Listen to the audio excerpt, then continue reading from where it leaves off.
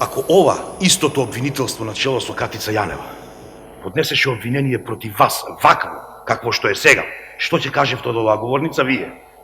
Дали ќе го прифатевте како што го браните? Или на големи тапани ќе објавевте дека тоа е криминално? Тоа е една работа. Втора работа. Вие овде исто дојдовте, недалеку од ова што го читав пред малку, ги обвинивте сите оние кои имаат веќе некакво обвинение или предистражна истражна постапка во судовите, врз основа на прислушкуваните разговори, на кои пак Катица Јанева рекет наплаќала, и ги осудувате овде, а за Катица Јанева и за целото ова специјално јавно обвинителство и за членовите внатре, чекајте, ќе видиме за нив дали е така или е како е, и дека тоа пари што зеле, затоа што така требало. Не требало така, господине Заев. Исплаќања од 1000 евра, од 1500 евра, не смее да биде некоја не знам каква драма. Премиерот зима 84.000 денари плата, пратениците зимат до 100.000 денари заедно со трошоците.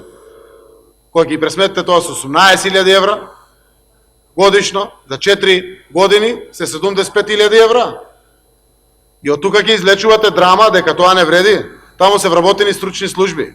Таму има 10 специјални јавни обвинителства кои што ги ставиле главите под ризик.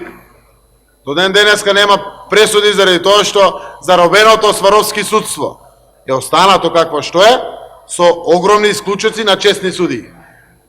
Истото тоа се случува и во јавното обвинителство. И од тука да влечете заклучоци дека злоупотребите во изборите не постоја, тоа е монтирано, креирано, лепено, повторно со истите дези ќе поминуваме поради ова? Не. Нема да дозволи ова општество никако. Дека рушењето на Космос всушност не се случило спротивно на закон. Дека 5% и да не се претера новинарството и 15 милиони евра само од едната делница на кинеските кредити не е точно. Не испаде херои да и направиме луѓето.